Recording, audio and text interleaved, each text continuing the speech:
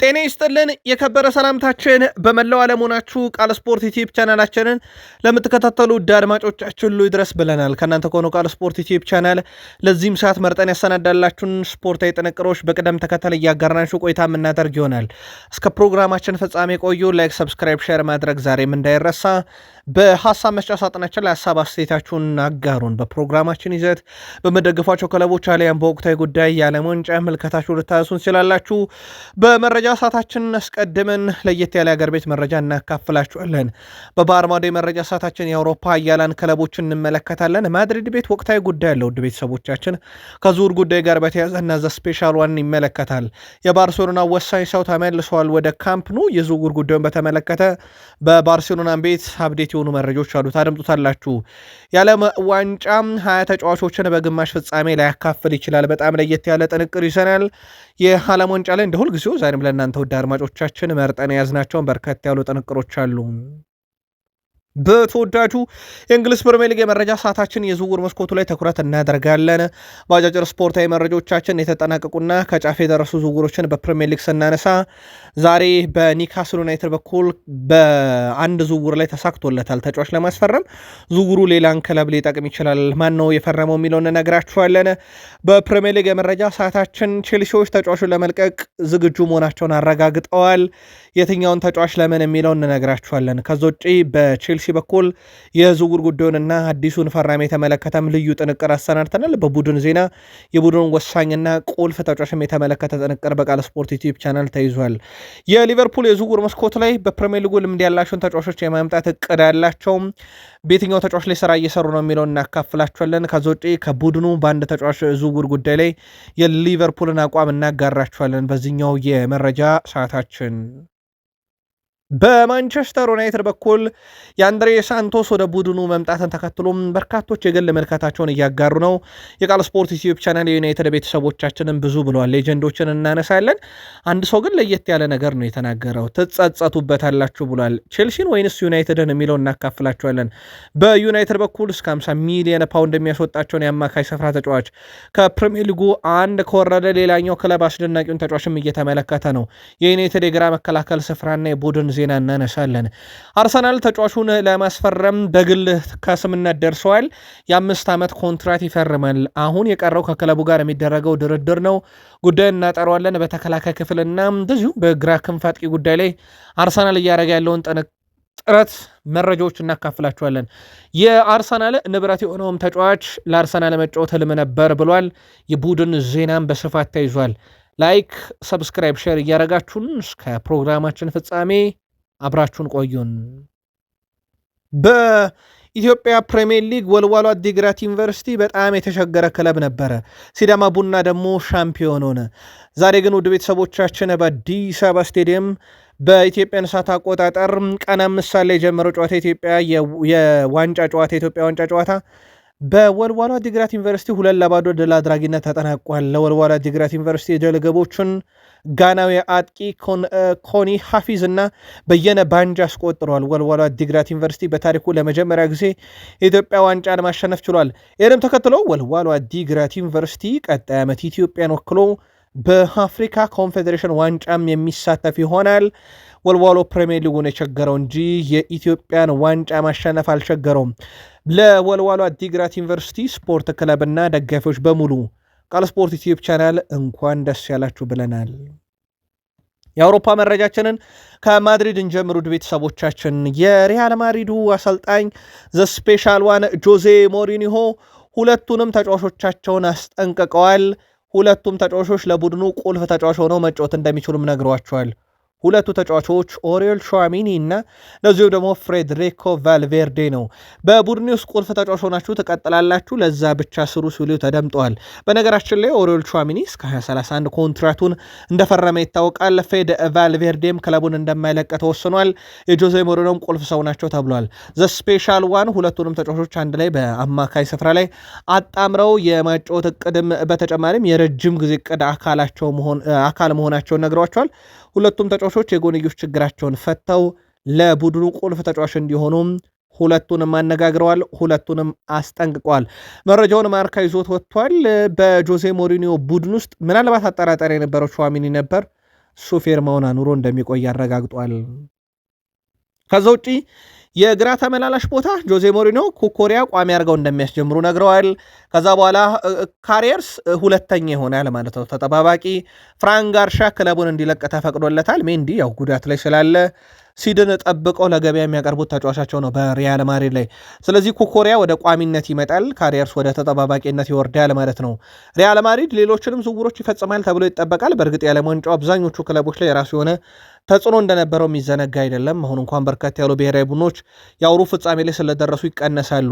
ከዛ ውጪ የሪያል ማድሪድ የዝውውር ሂደትን ካነሳን ከዛሬ 25 ዓመት በፊት ልክ በዛሬዋ ቀን ማለትም በጁላይ 9 2021 ዓ.ም ላይ ማለት 2001 በፈረንጆች የዓለም ውድ በነበረ ሪከርድ ሂሳብ ዚነዲን ዚዳን የማድሪድ ተጫዋች የሆነበት ነው። በ5 ዓመት ቆይተው 227 ጨዋታን 49 ጎልና 67 አሲስት ነበረው። ሻምፒዮንስ ሊግ፣ የስፔን ላሊጋ፣ የአውሮፓ ሱፐር ካፕ፣ ኢንተር ኮንቲኔንታል ካፕን አንዳንድ ጊዜ የስፔን ሱፐር ካፕን 2 ጊዜ ከሪያል ማድሪድ ጋር አንስቷል። በአሰልጣኝነት ተመልሶ በነገራችን ላይ ማድሪድ ጋር 11 ዋንጫ ሲያነሳ ያ ተከታታይ አውሮፓ ሻምፒዮንስ ሊግ ምሽት ድሉም አይረሳም። ሃንሲ ፍሊክ የቅድመ ውድድር ዝግጅት ለመጀመር ወደ ባርሴሎና ልምምድ ማዕከል ተመልሰዋል። በዚህ ሳምንት ተጫዋቾች እንግዲህ ወደ ባርሴሎና ካምፕ ይመለሳሉ። እረፍት የሚሰጣቸው አሉ በእርግጥ በዓለም ዋንጫው ምክንያት። ከዛ ውጭ ግን በዓለም ዋንጫ በጊዜ የተሰናበቱና እንደዚሁም ደግሞ በዓለም ዋንጫ ጥሪ ያልተደረገላቸው ተጫዋቾች ይዘው ልምምዳቸውን ይጀምራሉ። አዲስ ያስፈረሟቸውን ተጫዋቾች እንግዲህ አንቶኒ ጎርደንን አያገኙትም በእርግጥ። ከዛ ውጭ ከባርሴሎና ካሪም አዴየሚን ለማምጣት እንግዲህ ይፋዊ ጥያቄ አቅርበው ነበረ። አሁን እየወጡ ባሉ መረጃዎች 20 ሚሊዮን ዩሮ ነው በባርሴሎና በኩል የቀረበው። ዶርትመንድ 40 ሚሊዮን ዩሮ ይፈልጋሉ ተብሏል። ከዛ ውጭ የመጨረሻ ዓመቱ ላይ ነው የሚገኘው ካሪም አዴየሚ በቦሩሲያ ዶርትመንድ እና ባርሴሎና ይሄንን ያውቃሉ። በጣም የተገነነ ገንዘብ ይከፍላሉም ተብሎም ቀድሞም የሚጠበቅ ነገር አይደለም። በዶርትመንድና በባርሴሎና መካከል የሚደረገው ድርድር ሲቀጥል ካሪም አዴየሚ አስቀድሞ ባርሴሎናን ለመቀላቀል ከስምምነት እንደደረሰ ይታወቃል። ከዛ ውጪ ጆዋ ካንሴሎም ወደ ባርሴሎና ለመቀላቀል ከስምምነት ደርሷል። የ2 ዓመት ኮንትራት ይፈርማል። በነገራችን ላይ በባርሴሎና ቤት የ2 ዓመት ኮንትራቱን እሱ መፈረሙ፣ ደሞዙን መቀነሱ ሁሉ ነገር ሲጠናቀቅ አሁን የቀረው ነገር በአልሂላል እና በባርሴሎና በኩል የሚደረገው ድርድር የመጨረሻ ምዕራፍ ላይ ደርሷል። በርከት ያሉ የስፔን መገናኛ ብዙሃን ባርሴሎናዎች የተጫዋቹን ዝውውር በዚህ ሳምንት ይፋ ያደርጉታል ተብሏል። በቀጣዮቹ 2 እና 3 ቀናት ውስጥ ይፋ ይደረጋልም ተብሏል። የጆዋ ካንሴሎ አስቀድሞ ራሱን በዚህን ያክል ደረጃ ለባርሴሎና ማቅረብ ለዝውውሩ እድል የሰጠ ነበረ። አልሂላልን ደግሞ ብዙ እንዳይደራደር ያደረገውም አንዱ ጉዳይ ተጫዋቹ ለመልቀቅ ያቀረበው ይፋ ጥያቄ ነው። ከሰሞኑ ባርሴሎና ዝውውሩን ይፋ ያደርጋል ተብሎ ይጠበቃል። ቃል ስፖርት ዩቲዩብ ቻናልም ለባርሴሎና ደጋፊዎች በዝውውር መረጃ ሰዓት ፈጠን ብለን ቀድመን እናደርሳቸዋለን። ዝውውሩ እንደተጠናቀቀም የዓለም ዋንጫ ያለ ወሳኝ ተጫዋቾች ግማሽ ፍጻሜ ልናይ እንችላለን። በነገራችን ላይ 20 ተጫዋቾች በሩብ ፍጻሜ ቢጫ ካርድ ካዩ አንድም ከተሰናባቹ ቡድን ይሆናሉ፣ ምንም ጥርጥር የለውም። 20ዎቹም በአንድ ሳይድ ብቻ አይደለም ያሉት። ከዛ ውጭ ደግሞ ወደ ግማሽ ፍጻሜ ካለፉት ውስጥ በርካቶቹን ልናያቸው እንችላለን በቢጫ ካርድ ምክንያት ማለት ነው። ከከዋክብት አሽራፍ ሀኪሚ፣ ኢሳ ዲዮፕ፣ ግራኒት ዣካ፣ ጁድ ቤሊንግሃም፣ ማርክ ጉዌ፣ ዴክላን ራይስ፣ አንቶኒ ኑሻ፣ ሚኬል ኦሊሴ፣ ጎንዛሎ ሞንቴል የተባሉ ተጫዋቾች ከአፍሪካውያን እስከ ላቲንና አውሮፓ ብሔራዊ ቡድኖች ውስጥ በቢጫ ካርድ ማስጠንቀቂያ ውስጥ ነው ያሉትና በየሩብ ፍጻሜ አንዳንድ ቢጫ ካርድ እነኚህ ተጫዋቾች ካዩ የግማሽ ፍጻሜ ጨዋታ ይመልጣቸዋልና የዓለም ዋንጫ የግማሽ ፍጻሜ ጨዋታዎች ያለ ኮከብና ያለ ከዋክብትም ልናየው የምንችልበት እድል አለ። ኮከብና ከዋክብትን ካነሳን ላሚን ያማል፣ ክርስቲያኖ ሮናልዶና ኔይማር ጁኒየር ለልጅነታችን ወይም በልጅነታችን ለእኛ ትውልድ ማለት ነው ጥሩ ምሳሌ ጥሩ አርአያ የሚሆኑ ነበሩና የእኛ ልጅነት እነሱን እያየን ያደግንበት ነውና ልጅነታችንን በእነሱ ውስጥ ቁልፍ በሆነ መንገድ እንድናሳልፍ አድርገዋል። የአሁኑን ትውልድ ቀርጸዋል እያለ ነው ሮናልዶና ኔይማርን። ያው ሮናልዶ ጫማ አይሰቅልም፣ ዳልናስር ይጫወታል። በነገራችን ላይ ለፖርቱጋልም ይጫወታል። ያላረጋገጠ የዓለም ዋንጫን ነው። በኔይማር በኩል ግን በጣም አጠራጣሪ ነገሮች አሉ። ከብሔራዊ ቡድን ራሱን አግለሏል። በቀጣይነትም እንግዲህ ከክለብ ሳንቶስ ጋርም ይለያያል ተብሎ እየጠበቀ ነው። አባቱ ግን እንዲጫወት አሳስባለሁ እያሉ ነው። በርካታ ገደሎችን ከፈጸሙ ተጫዋቾች ውስጥ አንደኛው ነው ኔይማርን። በነገራችን ላይ ምናልባት የሰሞኑ የዝላታን ኢብራሂሞቪችም ሀሳብ በኔይማር ጁኒየር ላይ በጣም ትልቅ ነበረ። ባሎንዶር የሚገባው ተጫዋች ነው ብሏል። ዝላታን ያው ብዙ ጊዜ ተጫዋችን ሲተች እናውቃለንና ኔይማርን ግን ባሎንዶሩን ለሚገባው ተጫዋች ነበር ብሎታል። ኔይማር እግር ኳስን ሊያቆም የሚችልበት ግን በጣም ሰፊ ዕድል፣ አንዱም ግን ከጉዳት ጋር የተያያዘ ነው። ከ2018ቱ የዓለም ዋንጫ ጀምሮ እስከ አሁን እየተደረገ ያለፉት 3 የዓለም ዋንጫ በአንድ የዓለም ዋንጫ ውድድር ላይ ከክፍት ጨዋታ ከፍተኛ የግብ ዕድልን በመፍጠር በእነኚህ 3 ተከታታይ የዓለም ዋንጫ ውስጥ የትሮሳርድና የሜሲ በእኩልነት ተቀምጧል። ሜሲ 2022 የካታር ዓለም ዋንጫ ላይ ከክፍት ጨዋታ 17 የግብ ዕድልን ፈጥሯል። ሌሳንድሮ ትሮሳርድ ዘንድሮ 2026 ያንን የሜሲን ያለፉትን 3 ዓመታት የዓለም ዋንጫ ውስጥ ቁጥር ተጋርቷል። በቀጣይ ትሮሳርድ አንድ የግብ ዕድል የሚፈጥር ከሆነ ባለፉት 3 የዓለም ዋንጫዎች የትሮሳርድን ያክል የሚደርስ አይኖርም ማለት ነው። በጣም አስደናቂ ጊዜን እያሳለፈ ነው። ከትሮሳርድ ጋር በተያያዘ ያው በአርሰናል የመረጃ ሰዓት ለሽያጭ ቀርቦ ድርድር ላይ እንዳለ ይታወቃል። ያው አርሰናል ተስማምቷል በ20 ሚሊዮን ፓውንዱ ከፌነርባቼ ጋር ተጫዋቹ በወኪሉ በኩል እየተደራደረ እንደሆነ ይታወቃል። በቁጥራዊ መረጃችን ዓለም ዋንጫ ላይ በነገራችን ላይ በርካታ ክሊንሺት ኡናይ ሲሞን የስፔኑ ግብ ጠባቂ 5 ክሊንሺት አለው።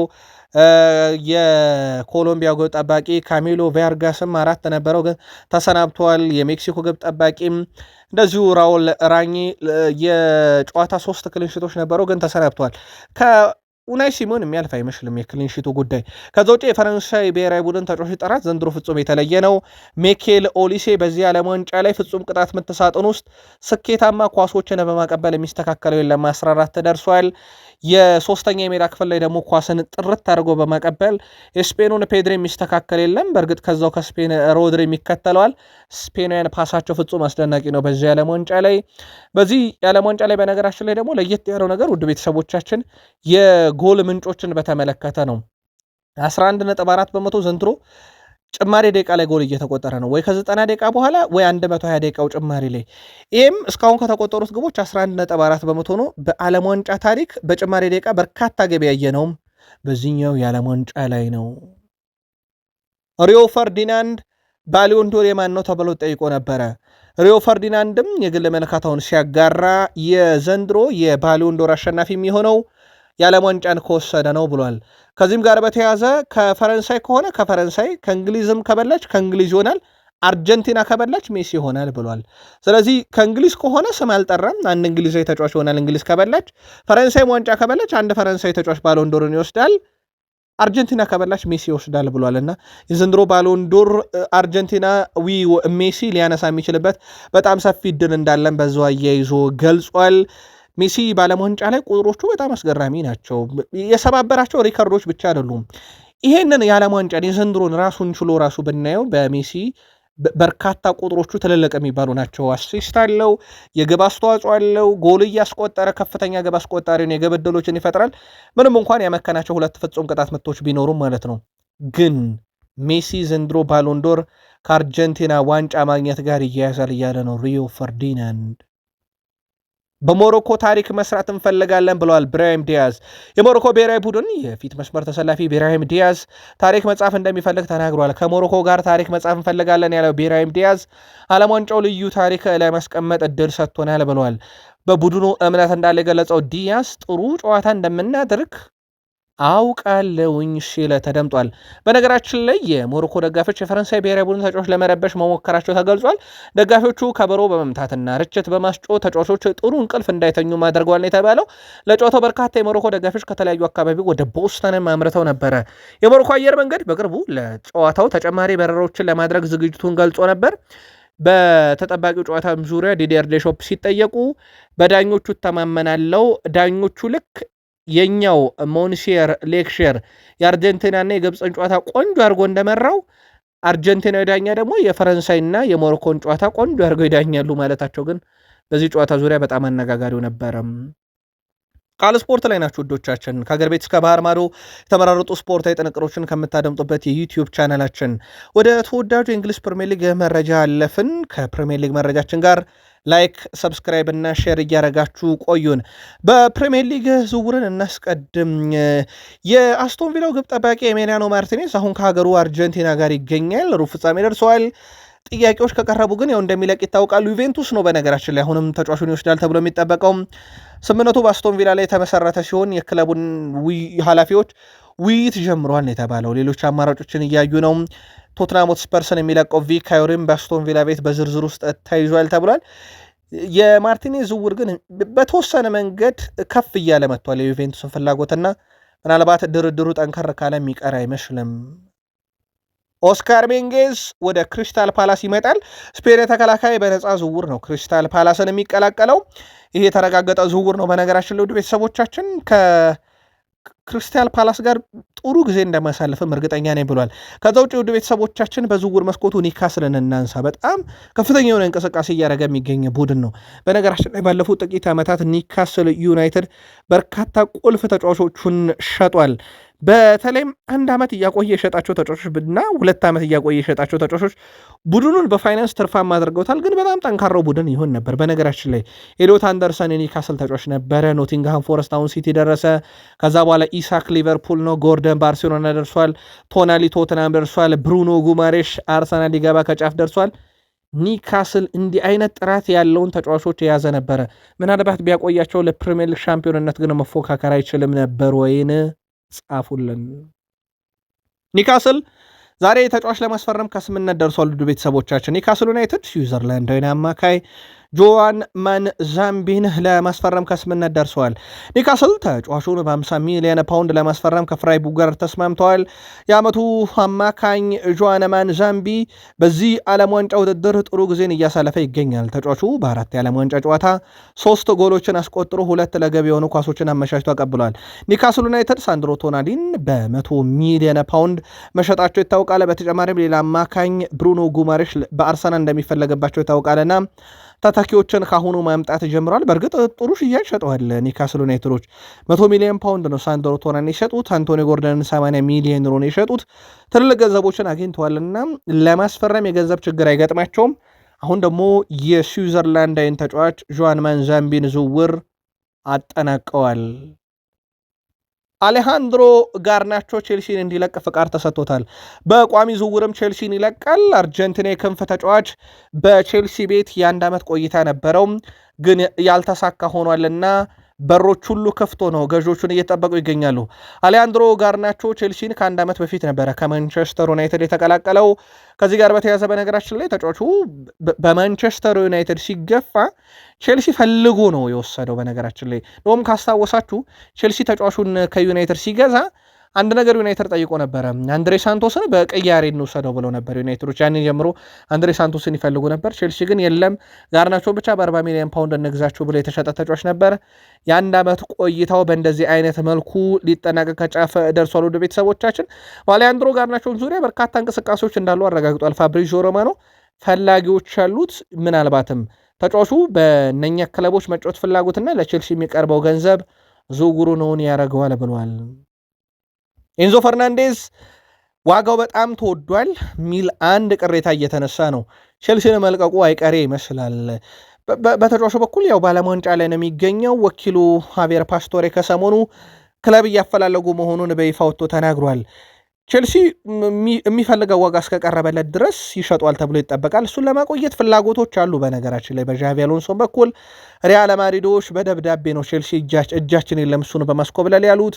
ማንቸስተር ሲቲዎች አሁን ዝውውሩ ላይ እየሰሩ አይደለም። ፓሪስ ሰን ዠርሜንን በተመሳይ ስማቸው የተነሳ ነው። ከዛ ውጭ አርሰናሎች ተጫዋቹን ቢያደንቁትም ግን ከቼልሲ የዝውውር ጥያቄ አንጻር ምንም አይነት እንቅስቃሴ ለማድረግ ፍላጎት የላቸውም። ቼልሲ በተጫዋቹ ዙሪያ ማለት ነው ምንም አይነት መግለጫ እስካሁን አላወጣም። በይፋ ከክለባችን ይለቃል የሚልም መግለጫ አላወጣም። ግን በሂሳብ ደረጃ እስከ 140 ሚሊዮን ፓውንድ እየጠበቁበት ነው። ከቼልሲ ጋር በተያዘው ውድ ቤተሰቦቻችን በዝውውር መስኮቱ ላይ በነገራችን ላይ አንድሬ ሳንቶስን ከለቀቁ በኋላ ሌሎች ተጫዋቾችን መመልከት ጀምረዋል። በስፋት ስሙ እየተነሳ የሚገኘው ሆኖ አሌክስ ስኮት ነው። የበርንማውዙ አማካይን ለማስፈረም የሚደረገውን ጥረት ቼልሲ በይፋ ተቀላቅሎታል። ግን ቀላሉ ዝውውር አይሆንም የአሌክስ ስኮት ዝውውር። አንድም የበርንማውዙ ፍላጎት፣ ሁለትም የፈላጊዎቹ ብዛት። ከዛ ውጪ ጆቫኒ ኳንዳ ከአሎንሶ ስር ለመስራት እየጠበቅኩ ነው ብሏል። ከእሱ ጋር ለመስራት በጣም ጓጉቻለሁ። እሱ ወጣት ተጫዋቾችን በእጅጉ እንደሚወድና እንደሚያሳድግ አውቃለሁኝ። እኔም ከቴክኒክ ሰራተኞች እና ከቡድን አጋሮች ጋር በቅርበት እሰራለሁ ራሴን ለማሻሻል። በዣቪ አሎንሶ ስር ጥሩ ጊዜን እንደማሳለፍ እርግጠኛ ነኝ ብሏልና በአሰልጣኙ ስር ለመስራት በጣም እንደጓጓም እየተናገረ ይገኛል። ከዛ ውጪ ሪስ ጄምስን በተመለከተ ጉዳት ላይ እንዳለ ይታወቃል። በጉዳት ምክንያት አሁንም ለእንግሊዝ ብሔራዊ ቡድን ቀጣይ ጨዋታው ላይ ስለመገኘቱ እርግጥ አይደለም። ማሬስካ ቼልሲ በነበሩ ሰዓት ግን ሪስ ጄምስን ከጉዳት ነጻ አድርገው ከአንድ ዓመት በላይ እንዳጫወቱት አይዘነጋም። ሊቨርፑል በዝውውር መስኮቱ ላይ ሶስተኛ ፈራሚውን ለማምጣት ጥረት እያደረገ ነው። ያው የጀርሚ ጃክዌቲ ዝውውር ምንም እንኳን በጥር ተፈጽሞ በክረምት ይፋ የተደረገ ቢሆንም በክረምት ግን እንደ ቪክተር ሙኒዝ ያለ ተጫዋችን ማምጣታቸው ይታወቃል። አሁን ሶስተኛ ፈራሚ ፍለጋ ላይ ናቸው። በርከት ያሉ አማራጮችን እያዩ ነው። በሊቨርፑል በኩል በተለይም የፕሪሚየር ሊግ ልምድ ያላቸው ተጫዋች ላይ ትኩረት አድርገዋል። ያንኮቦ ሜንታ አንደኛው ነው። ብራይተኖች ይህን የክንፍ አጥቂያቸውን በትልቅ ገንዘብ የመሸጥ ፍላጎት አላቸው ተብሏል። ልክ እንደ አንቶኒ ጎርደን አይነት ሽያጭ ይፈልጋሉ ነው የተባለው። አንቶኒ ጎርደን 80 ሚሊዮን ዩሮ በላይ ወጣበት ተጫዋች ነውና እንደዚህ አይነት ገንዘብን ይፈልጋል ብራይተን። ሊቨርፑል እስካሁን ይፋዊ ጥያቄ አላቀረብም። ስለ ተጫዋቹ ግን በርከት ያሉ መረጃዎችን አሰባስቧል። በተጫዋቹ በኩል ገና 21 ዓመቱ ነው። ግን ያለፈው ዓመት ያንኮብ ሚንታ በብራይተን ኤንድ ሆቭ አልቢዮን በጣም አስደናቂ ነበርና ሊቨርፑልን ሁኔታውን በቅርብ እየተከታተሉ ነው። ከ80 ሚሊዮን ዩሮ በላይ ግን በርንማውዝ በእጅ አዙርም ቢሆን ለዝውውር ይፈልጋል። ማንቸስተር ዩናይትድ ኔዘርላንድን ኮዲ ጋክፖን ለማስፈረም ይፈልግ የነበረው ከሊቨርፑል በፊት ነው። ተጫዋቹ ግን ምርጫው ሊቨርፑል ሆኖ ወደ ሊቨርፑል አቀንቷል። ከቅርብ ጊዜ ወዲህ የጋክፖን ጉዳይ በተመለከተ በርካታ መረጃዎች ይወጣሉ። ሊቨርፑል በነገራችን ላይ መረጃውን እናጥራው ብለን ነው። ሊቨርፑል እስካሁን ጋክፖን ለገበያ አላቀረበም። ምንም አይነት የመሸጥም ሀሳብም ፍላጎትም የለውም። በዛ አካባቢ ላይ ግን ተጫዋቹን ለማምጣት ጥረት እያደረገ ነው። ይሄ ምንም ጥርጥር የለውም። የያን ዶሜንዲ ዝውውር ለዚህ ማሳያ ነው። በእርግጥ በርካቶች መሞከር ያለበት ሊቨርፑል ተስፋ መቁረጥ የለበትም እያሉ እንዳሉም ይታወቃል። በዚህ ዝውውር ላይ ከዚህ ጋር በተያዘ ውድ ቤተሰቦቻችን በተጫዋቹ በኩል ምናልባትም በቀጣይነት ራሱ በይፋ ወጥቶ የሚናገረው ነገር ካለ ወይ ሊቨርፑል በይፋ ይሄን ያህል ገንዘብ ካቀረባችሁን እንሸጠዋለን የሚል መረጃ ካለ እናመጣዋለን። ግን ስሙንም ከዩናይትድ ጋር ያያያዙት ምናልባት በሚል ነው። ዩናይትድ የግራ ክንፍ አጥቂ እየፈለገ ስለሆነ። ከዛ ውጭ ግን ዩናይትድ ዳግም ወደ ጋክፖ ዝውውር ስለመመለሱ የተረጋገጠ መረጃ የለም። ሊቨርፑልም እሱን ስለመሸጥ ገበያም አላወጣው። አንድሬ ሳንቶስ የካዜሜሮን ቦታ ለመተካት ብዙ ይጠበቅበታል የሚለው ሪዮ ፈርዲናንድ ነው። የቀድሞ የማንቸስተር ዩናይትድ ሌጀንድ ሪዮ ፈርዲናንድ አዲሱ የማንቸስተር ዩናይትድን ተጫዋችን በተመለከተ መልከታውን አጋርቷል። ሳንቶስ በአሁኑ ሰዓት የካዜሜሮን ቦታ በአፋጣኝነት ተክቶ መጫወት ብቁ ነው ወይ ለሚለው ጥያቄም አይመስለኝም፣ በአሁኑ ወቅት በዛ ደረጃ ለመጫወት ገና ዝግጁ አይደለም በማለት ምላሹን ይሰጣል። ወደፊት ሊጉን እና የዩናይትድን ጫና ሲላመድ ሊዳብርና ሊያድግ የሚችል አይነት ተጫዋች ነው ይላል ሪዮ ፈርዲናንድ። ተጫዋቹ ከፍተኛ አቅም እንዳለው አውቃለሁኝ። ምናልባትም ለወደፊት ከኮቢ ሜኖ ጋር ጥሩ ጥምረትን መፍጠር ይችላል፣ ግን በአንድ ጊዜ በሱ ትልቅ ነገር አትጠብቁ ብሏል። ስለ ቡድኑ የዝውውርም ፍላጎት ተጠይቆ ነበረ። በዛ ቦታ ሌላ ማን እንደሚመጣ ማየት እፈልጋለሁ። ሳንቶስ ከብዙ የዝውውር ኢላማዎች መካከል አንዱ ብቻ ነው የሚል እምነት አለኝ። ዩናይትድ በዛ ቦታ ላይ ሌላ ተጫዋች ሲያመጣ ማየት እፈልጋለሁ እያለ ነው ሪዮ ፈርዲናንድ። በነገራችን ላይ ዩናይትድ የአንድሬ ሳንቶስ ፈላጊ የሆነው አሁን ወይም ድንገተኛ ዝውውር አይደለም። በነገራችን ላይ ድንገተኛ ዝውውር የሆነው ማንቸስተር ዩናይትድ ለሚዲያ ሳያሰማ በፍጥነት የጨረሰበት እንጂ ዩናይትድ ካምና ጋርናቾን ለቼልሲ ሸጥ ጀምሮ አንድሬ ሳንቶስ አካል ይሁን ወደኛ ይምጣ እያለ ጥያቄ ሲያቀርብ ነበረ። ዩናይትድ ያው በልባቸው የካዜሜሮን ስንብት ያውቁት ነበረ። እናም ተጫዋቹ ካምና ጀምሮ ማሬስካ አልሸጥም ክለቤ ውስጥ ይቆያል ላሉ ጥር ላይ ሊያም ሮዛኔር የሚያውቁት ሰው መጡ፣ ስትራስቡርግ አብረውት የሰሩት። ስለዚህ እንደማይሸጥ ጥር ላይ ያረጋገጡ። በኋላም ላይ ግን ዣቪ አሎንሶ መጡ፣ ተጫዋቹ ወደ ማንቸስተር ዩናይትድ እንዲሄድ ፈቀዱ። በዛ ቦታ ላይ በእርግጥ የመጫወቻ ደቂቃ ትልቁ ችግር ነበረ። ተጫዋቹም ዋነኛ ፍላጎቱ የመጫወቻ ደቂቃ ነበረ። በማንቸስተር ዩናይትድ ካዜሜሮን ስለመተካቱ በርካቶች ጥርጣሬ ያለን ቢሉም ስለ ብቃቱ ግን የተጠራጠረ የለም። በነገራችን ላይ በዚሁ አጋጣሚ ግልጽ ለማድረግ ሪዮ ፈርዲናንድም አንድሬ ሳንቶስ ብቃት ላይ ጥርጣሬ ያለኝ አይደለም ያለው። አንድሬ ሳንቶስ ካዜሚሮን ይተካሉ የሚለው ላይ ነው። ከዛ ውጭ ግን የአንድሬ ሳንቶስ ብቃቶች በትላንትናው መረጃችን በቃል ስፖርት ዩቲዩብ ቻናል በቁጥር አስደግፈን አድርሰናችሁ ነበረም። የአንድሬ ሳንቶስን ዝውውር ትጸጸቱበታላችሁ ያለው ሴስክ ፋብሬጋስ ነው። ትጸጸታላችሁ ያለው ደግሞ ቼልሲ ነው። የቼልሲ ውሳኔ እኔ ፈጽሞ አልገባኝም የሚለው ሴስክ ፋብሬጋስ እንደ አንድሬ ሳንቶስ አይነት ተጫዋችን እንዴት ለዩናይትድ አሳልፋችሁ ትሰጣላችሁ ብሏል። ቼልሲ ለዓመታት የወደፊት ቡድን ግንባታ ላይ ነበር። አሁን ግን ከምርጡ ተጫዋች ጋር ተለያይቷል። ያውም ምርጡን አንድሬ ሳንቶስን ለዩናይትድ ነው የሰጠው፣ ያውም በቀጥታ ለሚፎካከረው ቡድን። አንድሬ ሳንቶስ ወደ ኦልድ ትራፎርድ አቀንቶ ከፕሪሚየር ሊጉ ምርጥ አማካዮች አንዱ ቢሆን መጥፎ እድልን አትውቀሱ፣ ውሳኔያችሁን መለስ ብላችሁ እዩት ብሏል ሴስክ ፋብሬጋስ። ፈጽሞ አንድሬ ሳንቶስ መሸጥ አልነበረበትም፣ ያውም ለማንቸስተር ዩናይትድ ብሏል። ከዛ በተጨማሪም ዝውውር ዋጋውም በተመለከተ ሴስክ ፋብሬጋስ ቅሬታውን አሰምቷል። የቀድሞ የቼልሲ ተጫዋች ሴስክ ፋብሬጋስ አሁን ባለው ሂደት በርካሽ ነው ተጫዋቹ የሚሰጠው ብሏል። በዚህ ጉዳይ ላይ ውድ ቤተሰቦቻችን የግል ምልከታዎች በስፋት እየተሰራጩ ነው። የሪዮ ፈርዲናንድና የሴስክ ፋብሬጋስን አካፈልናችሁ። ማንቸስተር ዩናይትድ ሌላ የሚያመጣውን ተጫዋች ለማየት ጓጓለው ብሎ ነበረ ሪዮ ፈርዲናንድ። ማንቸስተር ዩናይትድ በዝርዝራቸው ውስጥ አሁን ማኖ ኮኔን አካቷል። ፈረንሳይ ብሔራዊ ቡድን ተጫዋች ነው። በአርሰናል ዝርዝር ውስጥም አለ። በእርግጥ የአማካይ ስፍራ ተጫዋች፣ በነገራችን ላይ ተጫዋች እስካሁን እስከ 50 ሚሊዮን ፓውንድ ይገመታል። በዓለም ዋንጫ ላይ ይገኛል ከፈረንሳይ ብሔራዊ ቡድን ጋር።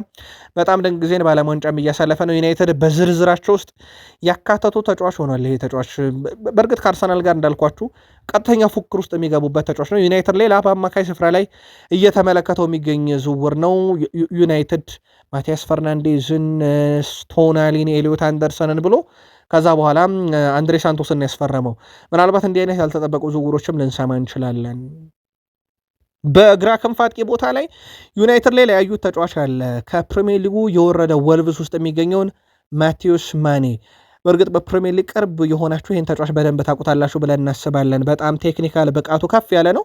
ድሪብል ስኬቱም ከፍ ያለ ነው። ገና ታዳጊ ነው። 18 ዓመቱ ነው። ወልቭሶች ለመሸጥ ክፍት ነን ብሏል። 35 ሚሊዮን ፓውንድ ላቀረበ። ያው ዩናይትድ ብቸኛው ፈላጊ አይደለም። ሊቨርፑል የተጫዋቹ ፈላጊ እንደሆነ ይታወቃል። በዩናይትድ ጋር አንድ የሚነሳ ጥያቄ ሊኖር ይችላል። የግራ ክንፍ ተመላላሹን ምን አድርገውት ነው የሚል። ያው በዋነኝነት እነ ሊዩስ ሆልን ከኒውካስል ዩናይትድ እየተመለከቱ ነበረ። ከዚህ ጋር በተያያዘ ዩናይትድ ቅድሚያ የአማካኝ ክፍሉን ሰጥቶ እያየ እንጂ የነ ሊዩስ ሆልም ዝውውር ቀሪ የሚደረግ አይደለም ብሏል ስካይ ስፖርት። ዩናይትድ የግራ ተመላላሽ ተጫዋች ማስፈረሙም አይቀርም። ከዛ ውጪ በማንቸስተር ዩናይትድ በኩል ዘ አትሌቲክ የኦልትራፎርድ ዕጣ ፈንታ አልተወሰነም ብሏል።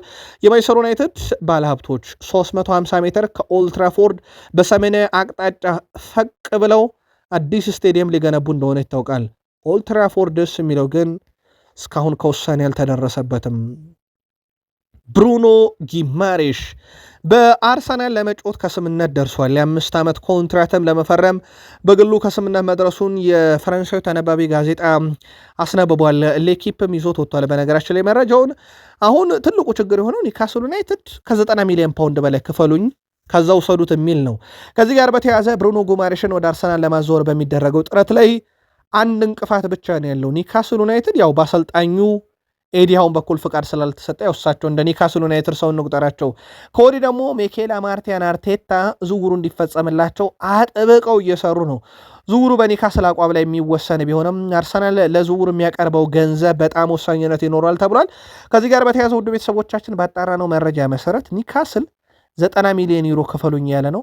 አርሰናል ምናልባት እስከ 80 ሚሊዮን ዩሮ በጣም እየተጠበቀ ያለው የዝውውር ሂሳብ ነው። በተጫዋቹ በኩል ግን 5 ዓመት ኮንትራት በአርሰናል ለመፈረም በግሉ ከስምነት ደርሷል።